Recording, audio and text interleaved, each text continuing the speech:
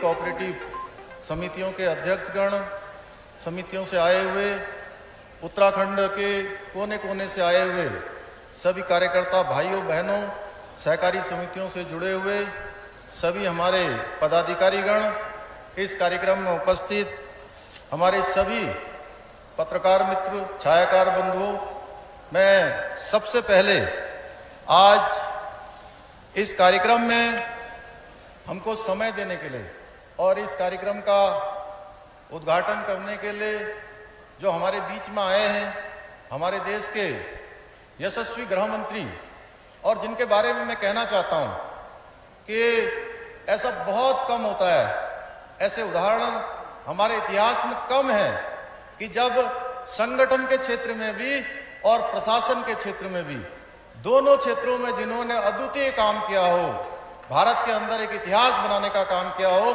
ऐसे हमारे यशस्वी गृह मंत्री जी का मैं चाहूंगा एक बार जोरदार तालियां बजाकर आप सब लोग स्वागत करेंगे। ये मेरा सौभाग्य है कि अभी अभी मुझे दूसरी बार उनका स्वागत करने का अवसर मिला है। पिछली बार जब आप आए थे मुख्य सेवक के रूप में, जब से मैंने काम करना शुरू किया, तो अचानक आपका फोन आया कि आपदा आई है, मैं आपदा में यहां आना चाहता हूं, मैं देखना चाहता हूं उत्तराखंड में कितना नुकसान हुआ है, कैसे राहत के कार्य चल रहे हैं। और आप सारे कार्यक्रम निरस्त करके रात के 1:30 बजे यहां पहुंचे और पूरे दिन भर आपने उत्तराखंड का भ्रमण किया, एरियल सर्वे किया और पूरी बैठक करी। उसके बाद भारत सरकार की यहां पर टीम भेजी। मैं उसके लिए आपका उत्तराखंड वासियों की तरफ से हार्दिक धन्यवाद करना चाहता हूं।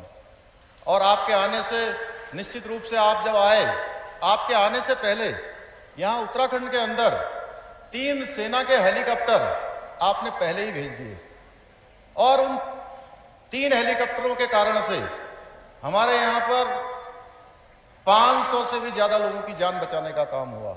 मित्रों, बहुत सारे फंसे हुए लोगों को, भाइयों बहनों, मैं आपको बताना चाहता हूं कि आपने एक देश के नेता के रूप में नहीं, एक गृह मंत्री के रूप में नहीं, आपने एक अभिभावक की तरह लगातार उत्तराखंड की चिंता करने का काम किया है। मैं आपका बहुत ही हृदय की गहराइयों से धन्यवाद करना चाहता हूं। और आपके आशीर्वाद से हम लोगों ने, जैसे ही हमको 16 तारीख को इस बात का पूर्वानुमान हुआ कि भयंकर यहां पर वृष्टि होने वाली है, तो लगातार सारी हमने बैठकें कैंसिल करी और केवल और केवल फोकस करा हमने कि कैसे इस आपदा से बचाया जाए। 2013 की जो केदारनाथ की आपदा आई थी, उस आपदा से भी ज्यादा पानी इसमें बरसा था, इसमें ज्यादा बारिश हुई थी।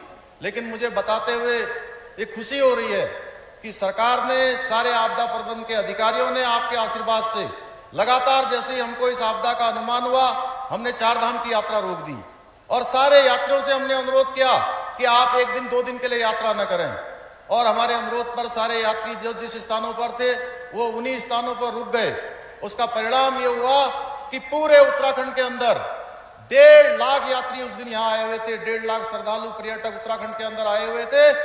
एक भी कैजुअल्टी नहीं हुई, बाहर से आए हुए किसी भी व्यक्ति को एक को भी नुकसान नहीं हुआ। उसके बाद लगातार आपके मार्गदर्शन में हमने लगातार यहाँ पर आपदा के काम किए। मैं स्वयं सभी जगह पर गया, हमारे मंत्रीगण गए, हमारे सभी विधायकगण गए, पार्टी के पदाधिकारी गए, लोगों को लगातार राहत पहुंचाने का काम किया है।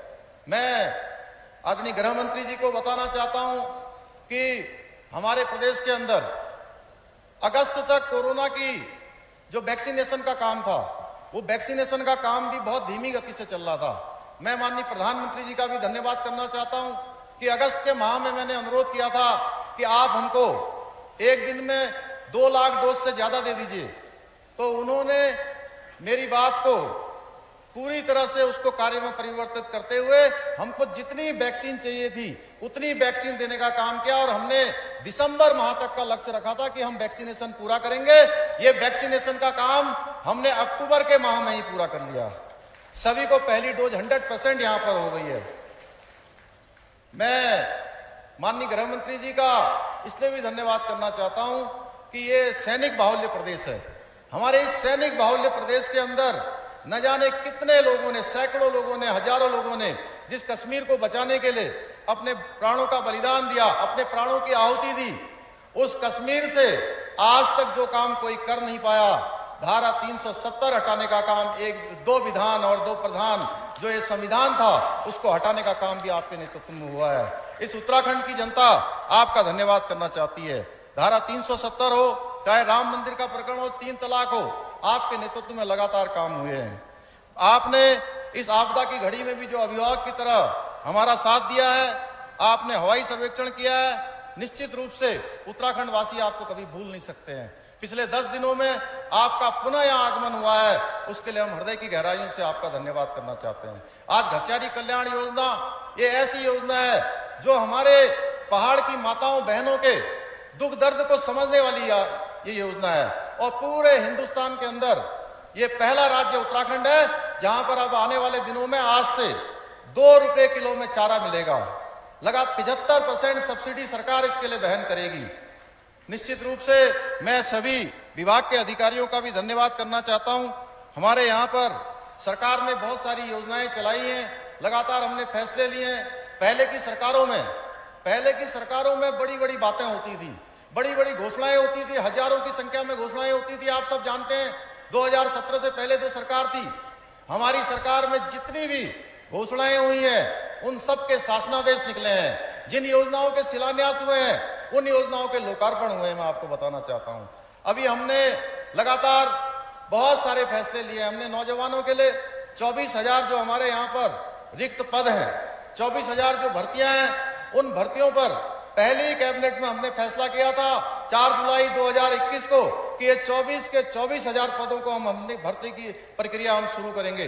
मुझे बताते हुए खुशी हो रही है कि अब 10,000 से भी ज्यादा आवेदन हमने अभी तक निकाल लिए हैं पिछले 3 महीने में। लगातार भर्ती की प्रक्रिया जारी है, लगातार रात के 12 बजे 1 बजे तक दफ्तर खुले हुए हैं, लगातार उस पर काम चल रहा है। इसके साथ साथ हमने स्वरोजगार के लिए मुख्यमंत्री स्वरोजगार योजना को और ज्यादा धरातल पर उतारने के लिए हमने कहा है, वो भी एक सिंगल विंडो के आधार पर कि एक स्थान पर ही लोगों के फार्म भरे जाएंगे, एक जगह पर ही उनका पंजीकरण होगा, एक ही स्थान पर उनकी स्क्रूटनी होगी और जितने भी प्रमाण पत्र बनने होंगे वो एक ही स्थान पर बनेंगे। चाहे जाति प्रमाण पत्र होगा, निवास प्रमाण पत्र होगा, आय प्रमाण पत्र होगा, चरित्र प्रमाण पत्र होगा, सारे प्रमाण पत्र एक जगह पर भरे जाएंगे और बैंक के लोग भी वहीं पर आकर उनको जो है ऋण देने का काम करेंगे।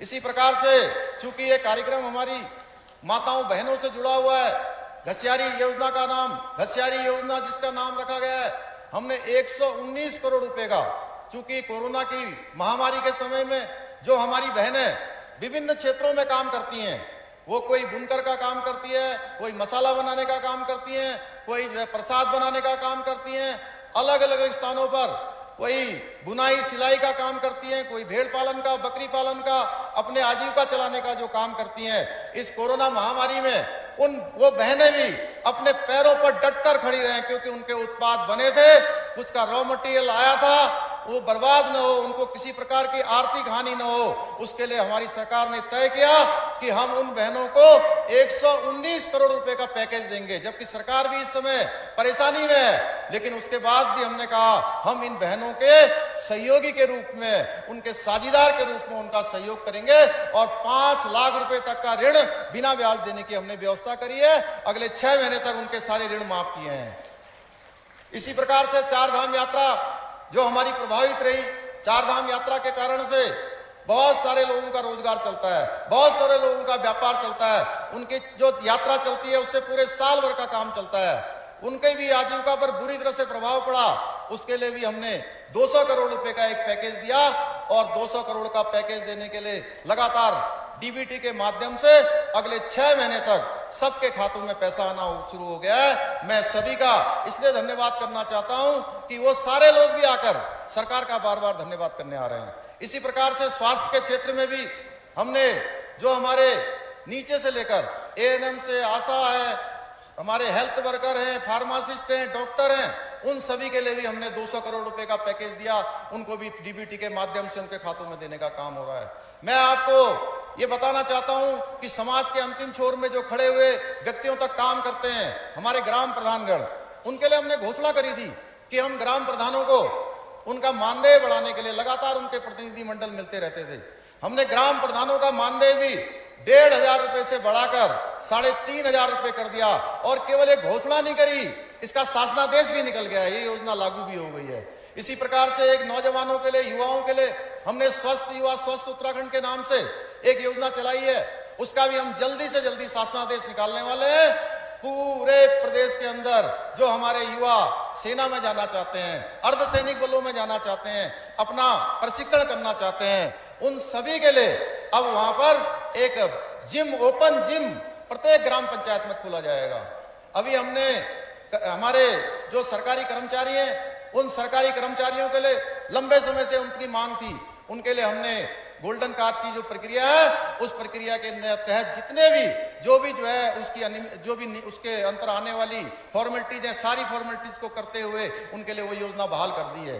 हर क्षेत्र में अभी जो हमारे मलिन बस्तियों में रहने वाले हैं, मलिन बस्तियों में रहने वाले भाई बहनों को अब ये चिंता नहीं करनी है कि उनको वहां से हटाया जाएगा।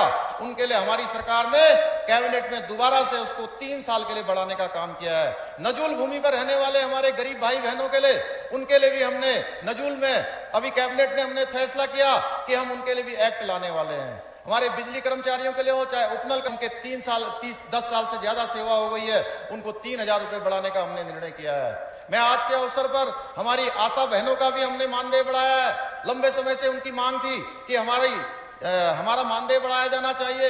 इसी प्रकार से आंगनबाड़ी बहनों का भी हम बढ़ाने जा रहे हैं। हर क्षेत्र में हम आपके आशीर्वाद से सबके लिए कुछ न कुछ करने वाले हैं। आज के अवसर पर चूंकि आपको सुनने के लिए पूरे उत्तराखंड से लोग आए हुए हैं, मेरे पास योजनाएं बहुत सारी हैं, मैं आपसे बाद में भी बात करूंगा, लेकिन आज हम आदरणीय गृह मंत्री जी को सुनना चाहते हैं, इसलिए मैं उनके और आपके बीच में ज्यादा देर नहीं रहना चाहता हूं। आप सब लोग दूर दूर से आए हैं, मैं आप सबका धन्यवाद करना चाहता हूं। आप सबकी तरफ से माननीय गृह मंत्री जी का एक बार पुनः स्वागत एवं अभिनंदन करते हुए अपनी वाणी को विराम देता हूं। बहुत बहुत धन्यवाद। जय हिंद, जय भारत, जय उत्तराखंड। धन्यवाद। माननीय सौभाग्य से अब वो